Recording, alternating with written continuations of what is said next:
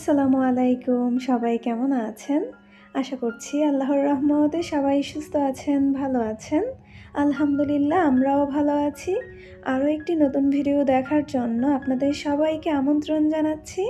আশা করছি আমার আজকের ভিডিওটি আপনাদের কাছে খুব ভালো লাগবে। সারাদিনের রান্নাবাজ যেমন তেমন, সকালে কী নাস্তা বানাবো এই ব্যাপারটা যে আমাকে কী পরিমাণ প্যারা দেয় আপনাদেরকে বলে বোঝাতে পারবো না। তার কারণ হচ্ছে আমার বাসায় রুটি পরোটা তেমন একটা কেউ খেতে চায় না, বিশেষ করে রুটি তো একদমই না। আর পরোটা দিলে অল্প একটু খাবে, তাও আবার সবসময় না, মাঝে মাঝে দিলে। তাই সকালের জন্য দেখা গিয়েছে আমাকে বিশেষ কিছু চিন্তা করতে হয় যে আজকে নাস্তায় কী বানাবো। তো সেই চিন্তা থেকে আজকে হচ্ছে নুডলস রান্না করব, একটু মজা করেই রান্না করব, চিকেন দিয়ে, চিংড়ি মাছ দিয়ে, সাথে কিছু ভেজিটেবলসও দিব। তাই এখন সব কিছু একটু কাটাকাটি করে নিচ্ছি। আর এদিকে হচ্ছে আমি গরম পানিটাও বসিয়ে দিয়েছি নুডলস সিদ্ধ করার জন্য। পানি ফুটে উঠতে উঠতে আমি কিছু কাটাকুটি এদিকে করে নিই। আচ্ছা, অনেক আপুরাই আমাকে কমেন্ট করেন, আপু তুমি চপিং বোর্ডের নিচে কিছু রেখো, এইভাবে কেটো না, এটা রিস্ক থাকে বা তোমার কাটতে অসুবিধা হবে। আমি আসলে চপিং বোর্ডের নিচে সবসময় কিছু রাখি, হয়তো ছোটো লুসনি অথবা ছোটো তোয়ালি। হয়তোবা ভিডিওতে সবসময় দেখানো হয় না, অনেক কিছুই আমরা স্কিপ করে যাই। তাই আজকে মনে হলো যে আপুদের উদ্দেশ্যে একটু দেখিয়ে দিই যে আমি আসলে কিছু না রেখে কাটাকাটি করি না। আর চপিং বোর্ডের নিচে কিছু না রাখলে কাটাকাটি করাও যায় না, বোর্ডটা অনেক বেশি নড়াচড়া করে। জানেন, আপনারা যখন আমার সম্পূর্ণ ভিডিওটা মনোযোগ সহকারে দেখে ভিডিওতে কমেন্ট করে বলেন যে আপু তুমি এটা এইভাবে করো, ওইভাবে করো, তাহলে তোমার জন্য ভালো হবে, তখন আমার কী যে ভালো লাগে। ভালোবাসা দেখতে এবং ভালোবাসা পেতে কার না ভালো লাগে। আলহামদুলিল্লাহ আমি এত এত মিষ্টি মিষ্টি বোন পেয়েছি, আমাকে এত এত ভালোবাসা দিচ্ছে। ও আচ্ছা, শুধু বোন না, এখানে আমার অনেক আন্টিরাও আছেন, তার সাথে আমার অনেকগুলো কিউট কিউট লিটল ভিউয়ার্সও আছে। সবাইকে মন থেকে অনেক অনেক ধন্যবাদ আমাকে এত বেশি ভালোবাসা দেওয়ার জন্য। ইউটিউবে কাজ করা যেমন কঠিন, তার থেকে আমার কাছে আরও বেশি কঠিন মনে হয় এই জায়গাটা থেকে ভালোবাসা পাওয়া। আলহামদুলিল্লাহ আমি পাচ্ছি। আমি প্রায় একটা কমেন্ট পাই, আর এই কমেন্টটা করে হচ্ছে আমার নতুন ভিউয়ার্স অথবা আমাকে প্রথমবার দেখছে এমন আপুরা আর কি। তো এইভাবে কমেন্টটা লিখে, আপু ইস এতদিন কেন তোমার ভিডিও সামনে আসেনি, এতদিন কেন তোমার ভিডিও দেখিনি। আমার কাছে মনে হয় একজন কন্টেন্ট ক্রিয়েটরের জন্য এর থেকে বড় পাওয়া আর কিছুই হতে পারে না। আমি যে খুব ভালো ভিডিও বানাই তা কিন্তু না, তবে আমি আমার দিক থেকে সর্বোচ্চ চেষ্টা করি একটা কোয়ালিটিফুল এবং সুন্দর ভিডিও আপনাদের সাথে শেয়ার করার।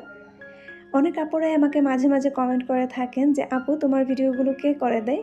বিশ্বাস করেন আমার বোনেরা, আপনাদের এই অসহায় বোনটাকে এই ব্যাপারে সহযোগিতা করার মতো কেউ নেই। ভিডিও করা থেকে শুরু করে ভিডিওর যে সমস্ত কাজকর্ম আছে সব আমি নিজে একাই করি, আমাকে কেউ কোনো হেল্প করে না। বিয়ের আগে নতুন নতুন জামা কাপড় জুতা পরতে বেশি ভালো লাগতো, আর এখন বিয়ের পর হচ্ছে নতুন নতুন হাঁড়ি পাতিলে রান্না করতে বেশি ভালো লাগে। এতে করে বোঝা যায় যে একদম পাক্কা গৃহিণী হয়ে গিয়েছি। আচ্ছা, আমি যখন এই কড়াইটা কিনেছি তখন আমি প্রশ্ন করেছিলাম যে এই কড়াইটাকে আমি রেগুলার ইউজ করতে পারবো কি না বা নষ্ট হয়ে যাবে কি না। তখন আমার অনেক আপুরাই আমাকে কমেন্টের মাধ্যমে জানিয়েছিলেন এটা রেগুলার ইউজ না করে নুডলস, চাউমিন অথবা ফ্রাইড রাইস মাঝে মাঝে রান্না করলে কড়াইটা খুব ভালো থাকবে। তো আজকে নুডলস দিয়েই হচ্ছে নতুন কড়াইয়ের যাত্রা শুরু করেছি, আর মনে হয় এগুলিই রান্না করা হবে। জানি না পরবর্তীতে কী করা হবে, তবে আজকে প্রথমে নুডলসই রান্না করছি। আমার নুডলস রান্না হয়ে গিয়েছে, এখন লাস্টে হচ্ছে আমি টমেটো সস আর সয়া সস দিয়ে কিছুক্ষণ নেড়েচেড়ে নামিয়ে নিয়েছি। ওইটা হয়তো ভিডিওটা স্কিপ হয়ে গিয়েছে। আমি রান্না করতে করতে এইদিকে শিফাও ঘুম থেকে উঠে গিয়েছে, আর ঘুম থেকে উঠেও প্রথমেই ফ্রেশ হয়ে নিয়েছে। গরম গরম ওকে নাস্তা দিয়ে দিয়েছি, ও নিজে থেকেই নাস্তাটা করে নিচ্ছে। আপনারা যারা এখন আমার ভিডিওটি দেখছেন প্লিজ আমার ভিডিওটিতে একটা লাইক দিয়ে দিবেন। আপনাদের একটা লাইক আমার ভিডিওটিকে অনেকের কাছেই পৌঁছে দিতে সাহায্য করবে। আর যদি খুব বেশি ভালো লেগে থাকে তাহলে আমার চ্যানেলটি সাবস্ক্রাইব করে দিবেন। সাবস্ক্রাইব করে পাশে থাকা বেল বাটনের অল অপশনটি প্রেস করে দিবেন, যাতে করে আমি কোনো ভিডিও ছাড়ার সাথে সাথে আপনার কাছে নোটিফিকেশন চলে যায়। আর যারা অলরেডি এই কাজটি করে দিয়েছেন আপনাদের সবাইকে অসংখ্য ধন্যবাদ। আমি একটা কিছু রান্না করতে গেলে কতগুলো যে প্লেট বাটি ভরাই, আল্লাহ কি বলবো আপনাদেরকে। এটা কি শুধু আমিই করি নাকি আপনারাও করেন, একটু কমেন্ট করে জানাবেন তো। যতই চেষ্টা করি যে না বেশি কিছু ভরাবো না, অল্প কিছু প্লেট বাটি দিয়েই কাজ সেরে ফেলবো, তবে তা কি আর হয়, ঘুরে ফিরে দেখা গিয়েছে সেই এক গাদা প্লেট বাটি প্রতিবারই জমে আর প্রতিবারই আমাকে পরিষ্কার করতে হয়, কি আর করার। রান্না করতে আমার খুব ভালো লাগে, বলা যেতে পারে আমি শখ থেকেই রান্না করি। তো শখের রান্না করার জন্য আমি সব কিছু গুছিয়ে এবং পরিপাটি করে রান্না করতেই বেশি পছন্দ করি। এতে করে দেখা গিয়েছে কি এই কাজটা একদমই বোরিং লাগে না। রান্নাঘরটা যদি সুন্দরভাবে পরিপাটিভাবে গুছানো থাকে এবং রান্না করার আগে যদি সব কিছু সুন্দরভাবে গুছিয়ে নেওয়া যায়, তখন দেখবেন যে রান্না করতেও কিন্তু অনেক ভালো লাগে। আমাদের গৃহিণীদের দিনের বেশিরভাগ সময় কাটে এই রান্নাঘরে, সেটা মন খারাপ থাকলেও মন ভালো থাকলেও। তাই এই রান্নাঘরটা যদি একটু পরিপাটিভাবে গুছিয়ে রাখা যায়, তাহলে আমার কাছে মনে হয় যে মন খারাপ থাকলেও মন ভালো হয়ে যাবে। সকালের নাস্তার পর্ব শেষ করে সব কিছু সুন্দরভাবে গুছিয়ে রেখে এখন চলে এসেছি বেডরুমে। বেডরুমটাও একটু ভালোভাবে গুছিয়ে নিব।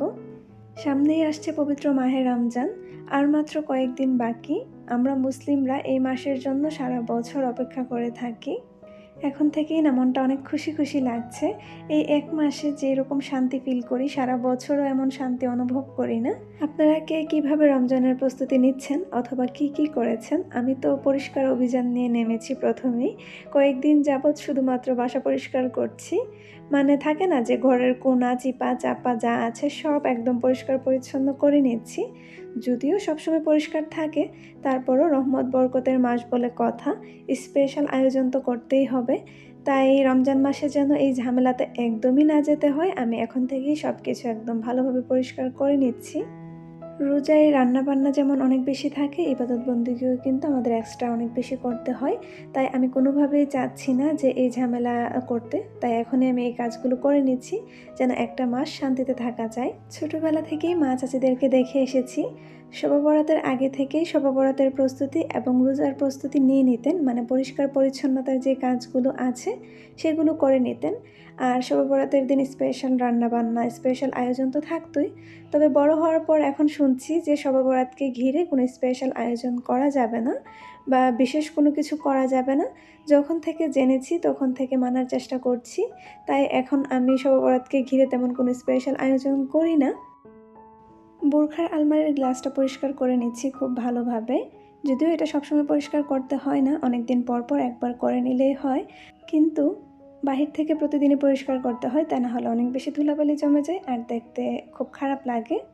এটা আমার খুব শখের একটা ফার্নিচার, তাই এটাকে আমি খুব সময় নিয়ে যত্ন নিয়ে ভালোভাবে পরিষ্কার করি।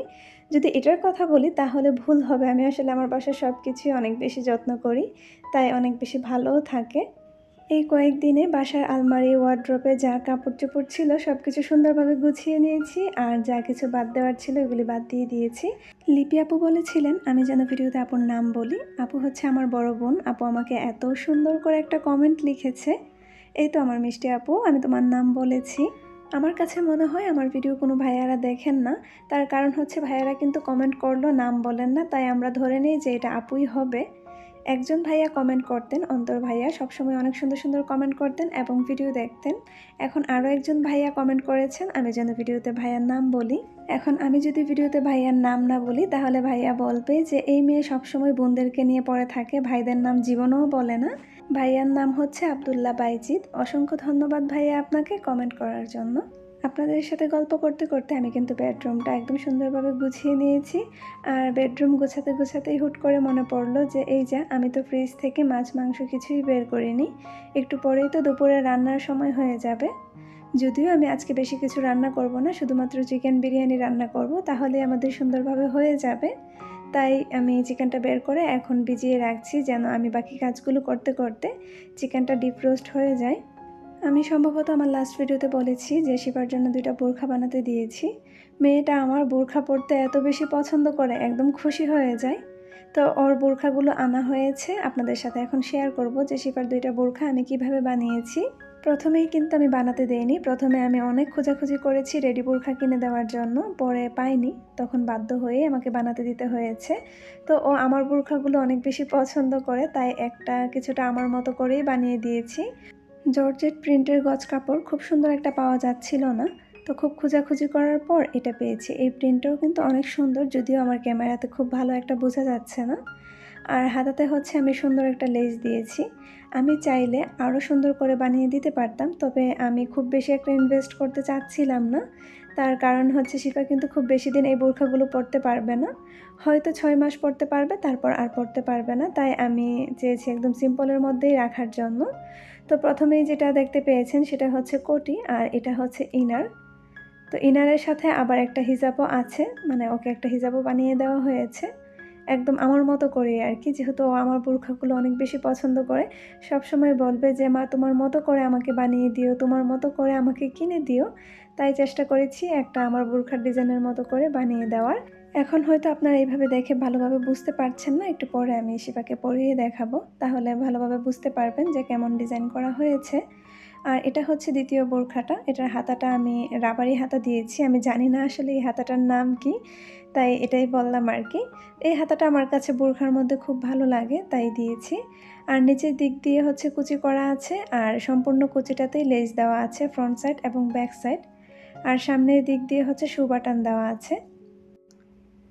শিফার জন্য বোরখার কাপড় কিনতে গিয়ে টাইগার প্রিন্টের এই কাপড়টা আমার এত বেশি পছন্দ হয়েছে, তাই আমি এটা কিনে নিয়েছি একটা শ্রাগ বানানোর জন্য।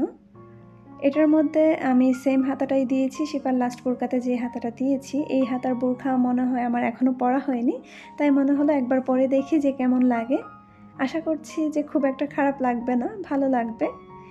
এই কাপড়টাতে না ব্ল্যাক কালার এবং ব্রিক কালার দুইটা কালারই দেওয়া আছে। আমি চাইলে যে কোনো একটা কালারের ইনার দিয়েই পরতে পারবো। ব্ল্যাক কালার দিয়েও পরতে পারবো, আবার ব্রিক কালার দিয়েও পরতে পারবো। ইনার এবং হিজাব দুইটাই আছে ম্যাচিং করা। তো একদিক থেকে না অনেকগুলো বোরখা থাকার এটা একটা সুবিধা যে আপনার কাছে সব কালার থাকবে। আপনি অল্প টাকার মধ্যে শার্ট বানিয়েও নিতে পারবেন, অথবা কিনে নিলেও যে কোনো ইনারের সাথেই পরতে পারবেন। দেখা গিয়েছে আমার কাছে অনেকগুলো ইনারের কালার আছে, তো কোনোটার সাথে না কোনোটার সাথে তো ম্যাচিং হয়েই যায়। এই দিক থেকে মানে অনেকটাই সুবিধা পাওয়া যায় আর কি। আমার ছোট্ট পরীটাকে বোরখা পরে মাশাআল্লাহ অনেক সুন্দর লাগছে। সবথেকে বড় কথা হচ্ছে সে অনেক বেশি খুশি, সে এখন মার মতো বোরখা পরতে পারবে। আর কিছুদিন পর আমার বোরখার আলমারি তাহার দখলে চলে যাবে। তারপরও আমি অনেক বেশি খুশি, মাশাআল্লাহ আমার মেয়েটা দেখতে দেখতে বড় হয়ে যাচ্ছে। আর এই যে কুয়েত প্রবাসী শেরনি, আসলে শেরনির কোনো ছিটাফোঁটাও আমার মধ্যে নেই, মজা করেছি। টেইলার্সের কাছে বোরখাগুলো দিয়ে এসে অনেক দুশ্চিন্তা করছিলাম যে উনি ভালোভাবে বানাতে পারবে কিনা। না, আলহামদুলিল্লাহ খুব ভালোভাবেই বানিয়েছেন। আমার অনেক দিনের ইচ্ছে ছিল টাইগার প্রিন্টের একটা বোরখা পরার, তবে ওইভাবে আমি কখনো খুঁজে পাইনি। আর সব ধরনের টাইগার প্রিন্ট কিন্তু দেখতেও ভালো লাগে না, টাইগার প্রিন্টও কিন্তু অনেক ধরনের হয়। এই কাপড়টা আমার কাছে অনেক বেশি ভালো লেগেছে, আর দেখার সাথে সাথে আমি নিয়ে নিয়েছি। শিফাকেও বলছিলাম যে মা তুমি কি এটা নিতে চাও। তো ও যেহেতু ছোটো বাচ্চা, ও আসলে ফ্লাওয়ার টাইপের কাপড়ই বেশি পছন্দ করে, তাই ওকে আমি ওইটাই বানিয়ে দিয়েছি। দেখেন কত কিছু এলোমেলো করেছি। আমরা আসলে একটু ভালোভাবে রেডি হয়েছি কিছু ছবি তোলার জন্য, কারণ আমার প্রবাসীকেও তো দেখাতে হবে, তা না হলে সে আবার মন খারাপ করবে। তো মা মেয়ে কিছু ছবি তুলেছি, আর সাথে সাথে আপনাদের ভাইয়ার কাছেও পাঠিয়ে দিয়েছি, উনি খুব পছন্দ করেছেন। এই যে যা কিছু বের করেছি, এখন আবার সব কিছু ঝটপট করে খুব সুন্দরভাবে গুছিয়ে নিব। ওইদিকে আমার দুপুরে রান্নার সময় হয়ে গিয়েছে। একজন আপু অনেক দিন যাবৎ বলছিলেন আমি যেন আমার বোরখার আলমারিটা খুব ভালোভাবে দেখিয়ে দিই। আজকে তো আমার হাতে খুব একটা সময় নেই, তারপরও আমি চেষ্টা করব একটু ভালোভাবে দেখিয়ে দেওয়ার জন্য। বোরখার আলমারিটা এই নিয়ে আমি অনেকবার দেখিয়েছি, তারপরও অনেক নতুন নতুন আপুরা আমার ভিডিও দেখছেন, কমেন্ট করছেন যে আমি যেন এটা ভালোভাবে দেখিয়ে দিই, তাই আমি আবারও একবার দেখিয়ে দিচ্ছি। এটা 2 পার্টের একটা আলমারি। এই পার্টটা হচ্ছে বোরখা রাখার জন্য, আর এই পার্টটা হচ্ছে কসমেটিক্স অথবা ব্যাগ, মানে আপনার যা কিছু ইচ্ছা আপনি রাখতে পারবেন। চাইলে হিজাব, কসমেটিক্স এগুলোও রাখতে পারবেন, আবার চাইলে আমার মতো ব্যাগগুলোও রাখতে পারবেন। দাঁড়ান আপনাদেরকে খুলে দেখাই, তাহলে ভালোভাবে বুঝতে পারবেন। এই পার্টটাতে 6টা দাগ দেওয়া আছে, আর এখানে আমার আর শিপার কিছু ব্যাগ রাখা আছে। আপনি আপনার পছন্দ এবং প্রয়োজন অনুযায়ী কাস্টমাইজ করে বানিয়ে নিতে পারেন। আরও একজন আপু প্রশ্ন করেছিলেন, আপু তোমার বোরখা রাখার পার্টটাতে কি কোনো তাক দেওয়া আছে? না আপু, কোনো তাক দেওয়া নেই, এটা সম্পূর্ণটাই একটা। এভাবে বোরখা হ্যাঙ্গিং করে ঝুলিয়ে রাখা যায়। বোরখার কাপড়গুলো দেখা গিয়েছে জর্জেট অথবা সিল্কের কাপড়ে হয়ে থাকে, তাই ভাঁজ করলেও ভাঁজ থাকে না, এলোমেলো হয়ে যায়। তাই এইভাবে রাখতেই সুবিধা। আশা করছি আপু বুঝতে পেরেছেন। আমার বাসার ডালঘুটনিটা অনেক দিন আগেই নষ্ট হয়ে গিয়েছে, তো ওইভাবে বাহিরে যাওয়া হচ্ছে না, আর যাওয়া হলো আমার মনে থাকছে না, এই করে আর কিনা হয়নি। তো কিছুদিন হচ্ছে আমি চামচ দিয়ে ডাল ঘুটে রান্না করেছি, তো বুঝতেই পারছেন চামচ দিয়ে তার খুব ভালোভাবে ডাল ঘুটা যায় না। তারপরেও কোনোভাবে রান্না চালিয়ে নিয়েছি আর কি। যদিও আমার পাশে খুব একটা ডাল রান্না করা হয় না, খুব কম, আমি হয়তো 2-1 দিন রান্না করেছি। সেই দিন শিফার বোরখাগুলো আনতে মার্কেটে গিয়েছি। মার্কেটে যাওয়ার পর হুট করে আমার ডাল ঘুটনির কথা মনে পড়ে। শিফাকে বললাম, মা চলো আমাদের ডাল ঘুটনিটা কিনে নিয়ে আসি। 180 টাকার ডাল ঘুটনি কিনতে যেয়ে আমি কিভাবে 700 টাকা জরিমানা লাগিয়েছি সেটাই আপনাদের সাথে একটু পরে শেয়ার করছি। কোনো জিনিস খুব বেশি পছন্দ হয়ে গেলে সেটা না নিলে না অনেক বেশি মন খারাপ হয়, তাই নিয়ে নিয়েছি। আমি যখন প্রথম ব্রাহ্মণবাড়িয়ায় আসি তখন আমার আম্মা আমাকে অনেক কিছু একসাথে কেনাকাটা করে দিয়েছিল সংসারের জন্য। তার মধ্যে এই ডাল ঘুটনিটা ছিল। তো এটা প্রায় 4 বছর হয়ে গিয়েছে, এখন নষ্ট হয়ে গিয়েছে। এখন এটা প্রেস করলে কোনো কাজ করে না। তবে এই প্রোডাক্টটা থেকে আমি অনেক ভালো সার্ভিস পেয়েছি, তাই এখনও আমি সেম ডাল ঘুটনিটাই নিয়েছি। ওইটাও মনে হচ্ছে খুব ভালো হবে, তবে জানি না কতটা ভালো হবে, ব্যবহার করলেই বুঝতে পারবো যে কতটা ভালো হবে। আর এই যে 180 টাকার ডাল ঘুটনি কিনতে আমি শপে গিয়েছিলাম। শপে যাওয়ার পর ডাল ঘুটনি কেনার পর তখন আমার হুট করেই চোখে পড়লো এই বাটিটা। আমার কাছে এত বেশি ভালো লেগেছে, মানে বলে বোঝাতে পারবো না। আসলে বাটিটা অনেক বেশি সুন্দর আর অনেক মজবুত। তো সাথে একটা সুন্দর ঢাকনাও আছে। এটার প্রাইস হচ্ছে 700 টাকা। বোঝেন অবস্থা।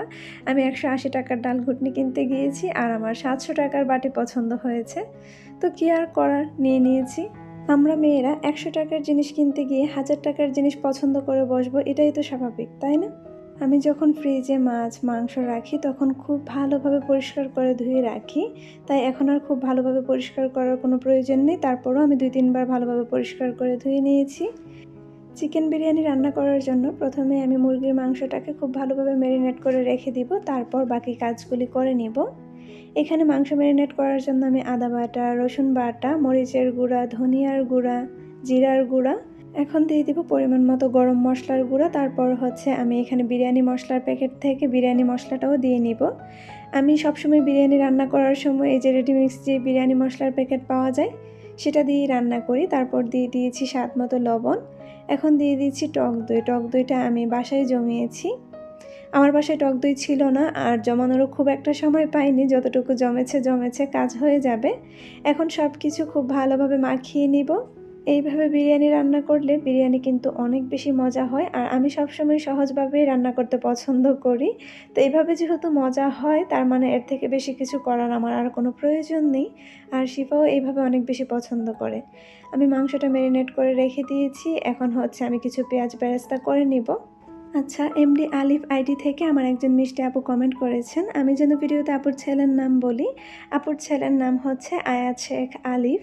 আয়াতের জন্য আন্টির পক্ষ থেকে অনেক অনেক দোয়া। মহান আল্লাহ যেন আয়াতকে সবসময় সুস্থ রাখেন, ভালো রাখেন। একটু বেশি করে পেঁয়াজ বেরেস্তা করে ডিপ ফ্রিজে রেখে দিলে কিন্তু অনেক দিন ভালো থাকে, আর অল্প অল্প করে পেঁয়াজ বেরেস্তা করার তেমন একটা ঝামেলাও থাকে না। তো অনেকগুলো পেঁয়াজ একসাথে কাটার ভয়ে ওইভাবে আর পেঁয়াজ বেরেস্তা করে রাখা হয় না। তবে আমি যখনই পেঁয়াজ বেরেস্তা করি পরিমাণে একটু বেশি করি, যাতে যেটা বাকি থেকে যাবে সেটা যেন আমি ডিপ ফ্রিজে রেখে দিতে পারি। পরে পোলাও করলে বা বিরিয়ানি করলে হয়ে যায়। পেঁয়াজ বেরেস্তা করা হয়ে গিয়েছে, আমি একটা টিস্যুর উপরে নামিয়ে নিয়েছি। আর এদিকে হচ্ছে বিরিয়ানিতে দেওয়ার জন্য আমি কিছু আলু ভেজে নিচ্ছি, আর আলুর সাথে আমি একটু অরেঞ্জ ফুড কালার মিশিয়ে নিয়েছি। এতে করে বিরিয়ানির আলুটা দেখতে অনেক বেশি সুন্দর লাগে। বিরিয়ানিতে এবং মাংসতে আলু না দিলে আমার যেন ভালোই লাগে না। অনেক আপুরাই বলেন, আপু তুমি সবসময় রান্না একদম ডিটেলসে শেয়ার করো। আসলে আমাদের যেহেতু ব্লগ চ্যানেল, ওইভাবে তো রান্না ডিটেলসে শেয়ার করা যায় না, ভিডিও অনেক বেশি বড় হয়ে যায়। দেখেন আমার আজকের ভিডিওর কি অবস্থা, মানে 2টা ভিডিওর সমান একটা ভিডিও হয়ে গিয়েছে। জানেন, ভিডিওর এই পর্যায়ে এসে আমার কাছে মনে হচ্ছে যে আপনারা কেউ আমার সাথে নেই, আর আমি একাই বকবক করে যাচ্ছি। এত লম্বা সময় ধরে তো আমার সাথে থাকার কথাও না। মাঝে মাঝে ভিডিও শুরু করার আগে ভাবি যে আজকে কি শেয়ার করব, আজকে আপনাদেরকে কি দেখাবো। ভিডিও করতে গেলে দেখা যায় কি ভিডিও এত বেশি বড় হয়ে যায়, পরে আমাকে অনেক কিছু কাটাকাটি করতে হয়। এই যেমন ধরেন আজকের কথাই বলি, আজকের ভিডিওটা আমি একদম বিকেল পর্যন্ত রেখেছি, তবে বিকেলের যে অংশটা সম্পূর্ণটাই আমাকে কেটে দিতে হয়েছে। তার কারণ হচ্ছে ভিডিও এমনিতেই অনেক বেশি বড় হয়ে গিয়েছে। আজকে বিকেলের নাস্তায় আমি এত মজার মাফিন কেক বানিয়েছিলাম, আর এটা এত মজা হয়েছে, মনে হচ্ছিল যে আপনাদের সাথে রেসিপি শেয়ার করব, তা তো আর হয়নি। আমাকে সম্পূর্ণ ভিডিওটাই কেটে দিতে হয়েছে।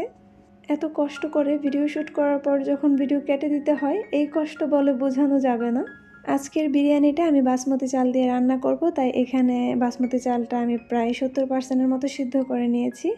আর বাকিটা হচ্ছে আমি যখন দমে দিব তখন সিদ্ধ হয়ে যাবে। এইদিকে আমার মুরগির মাংসটাও কষানো হয়ে গিয়েছে। এখন আমি মুরগির মাংসের উপরে দিয়ে দিচ্ছি ভেজে রাখা আলু। এখন দিয়ে দিব বেশ অনেকগুলো পরিমাণের কাঁচামরিচ। তারপর দিয়ে দিচ্ছি প্রায় 1 মুঠোর মতো কিশমিশ। এখন দিয়ে দিব অনেকগুলো আলু বোখারা। এটা আমার অনেক বেশি পছন্দ। আমি ছাড়া আর কেউ খাবে না, তাই আমি আমার জন্যই একটু বেশি করেই দিচ্ছি। আমার কাছে আবার খুব ভালো লাগে। অল্প মশলায়ও কিন্তু অনেক মজার মজার রান্না করা যায়। আর আমার কাছে মনে হয় বিরিয়ানিটা মনে হয় অল্প মশলায় বেশি মজা হয়। আমি যখন মুরগির মাংসটা কষাচ্ছিলাম, আমার সম্পূর্ণ বাসায় একদম গুড স্মেলে ভরে গিয়েছে। এত ভালো লাগে কোনো রান্না করার সময় যখন একদম সম্পূর্ণ বাসা ছড়িয়ে যায় সুঘ্রাণে, তখন কিন্তু অনেক বেশি ভালো লাগে। এই পর্যায়ে আমি কোনো ঘি দেইনি, নামানোর পূর্বে কিছুটা পরিমাণ ঘি দিয়ে তারপর নামিয়ে নিব। আমার বিরিয়ানি রান্না হয়ে গিয়েছে, সেটার জন্য আমি একটা প্লেটে উঠিয়ে নিচ্ছি। আজ এইখানেই বিদায় নিচ্ছি। আসসালামু আলাইকুম। আল্লাহ হাফেজ।